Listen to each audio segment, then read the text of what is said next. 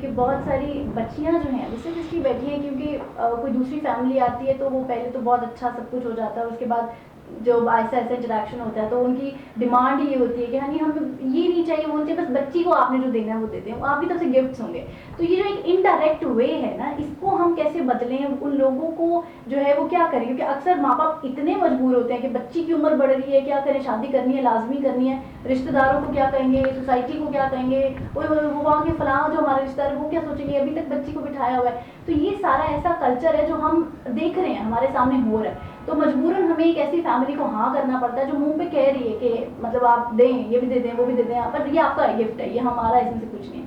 तो ऐसे लोगों के लिए हम क्या करें? यानी सबसे पहली चीज़ ये है कि मैं ना एक मेरी आदत है जिसका जो क्रेडिट होता है ना मैं उसको ज़रूर देता हूँ। तो वो सिद्धू एक क्रिकेटर है इंडिया का, उसका शेर है, नवजोत सिंह सिद्धू, उसका एक शेर है जो मैं हमेशा कोट किया करता हूँ कि दुनिया में सबसे बड़ा रोग क्या कहेंगे लोग। ठीक है, सो हम लोग जो लोगों के लिए जीते हैं वो लोगों के लिए ही मरते हैं। ठीक होगी बात। सो पहली चीज़ तो ये है कि वो लोग क्या कहेंगे, पीयर प्रेशर क्या है, ये है वो, हमने इसी माशरे में रहना है। ठीक है, सो भाई इस माशरे में आप पोले दी कैंटीन में खाना खिलाओ या पर्ल कॉन्टिनेंटल, दोनों पीसी ही कहलाते हैं। ठीक है, लोगों ने फिर भी कहना है यार खाने में मज़ा नहीं आया, नमक ज़्यादा था या मिर्च ज़्यादा थी। ठीक, सो अगर आपका खुदा, मैं खुदा का मतलब है फ़ारसी ज़ुबान का लफ्ज़ है, इसका मतलब है वो जिसकी इबादत की जाए। ठीक है, अगर खुदा अल्लाह है तो ये आपको तंग नहीं करेंगी चीज़ें। लेकिन अगर आपका खुदा लोग हैं, खुदा पैसा है, जिसे को इकबाल ने कहा है बुताने वहमो खुदा। ठीक है, अगर वो सारे जो है ना ये सारी चीज़ें आपके खुदा या खुदायान हैं आपके, तो फिर डेफिनेटली आपको ये चीज़ें तंग करेंगी। ठीक, सेकंड जो आपने बात की कि जो जहेज़ के लिए बैठी रहती हैं, आपको पता मैं अभी ना कुछ दिन पहले मैंने बेटे के लिए बाइक लेना था। अच्छा, ये भी हमारे यहाँ पे एक और है माशाल्लाह, उसका लाइसेंस हुआ है तो मैं उसको बाइक चलाने की इजाज़त मिली है, उसको पहले नहीं थी उसको इजाज़त। लेकिन ऐसे भी जो है वो हजरात मौजूद हैं जो बगैर लाइसेंस के। जी 8 साल का बच्चा, मेरे नेबर्स में रहते हैं, 8 साल 10 साल का बच्चा, दोनों गाड़ी चलाते हैं और बाप बड़े फ़ख्र से कहता है कि मेरे बच्चे गाड़ी चलाते हैं। कोई पूछगछ नहीं है, नहीं सिखाया खुद बाप ने खुद सिखाई है गाड़ी साथ बैठा के कि जी सब्ज़ी लाने के लिए आसानी रहती है। ठीक, तो अनफॉर्चुनेटली बट एनीवेज, तो वो ना मैंने जब बाइक लेना था तो उसमें हमारी शर्त ये रखी कि मैंने बेटे से कहा बेटा आपने बाइक वो देखना है जिसका ओनर खुद, बाइक का ओनर वो खुद हो और वो हमारे साथ जाकर ट्रांसफ़र कराए लीगल तरीके से।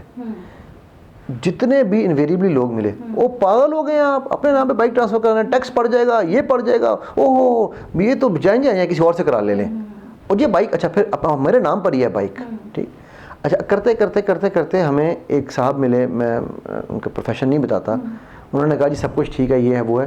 तो जी मेरे साथ नमाजी हैं, वो नमाज़ पढ़ते हैं, फजर पे इकट्ठे होते हैं, तो वो वहाँ पर काम करते हैं, तो वो ट्रांसफ़र करा देंगे बाइक जिसके भी नाम पर हो। मैंने कहा अच्छा जी मेरी उनसे ज़रा बात तो कराएं। उन साहब से बात की, मैं तो एजेंट हूँ जी यहाँ पर और अंदर सब कुछ होता है जी, आप बस बेफिक्र हो जाएं, कुछ भी लाने की ज़रूरत नहीं है, आपके घर ट्रांसफ़र होकर कागज़ आ जाएंगे। मैंने कहा तो ये तो फिर हराम होगा ना। ओह किसको कौन सा लीगल? मैं कहा जी वो ये बताते हैं आप फजर में नमाज इकट्ठे पढ़ते हैं। हाँ हाँ अल्हम्दुलिल्लाह हम नमाज इकट्ठे पढ़ते हैं। तो मैंने कहा तो फिर ये जायज़ काम है? और जी वो नमाज वो दीन है, ये दुनिया है। ठीक है, सो वो जो हमने वो दो सिम्प बना लिए, एग्जैक्टली राइट।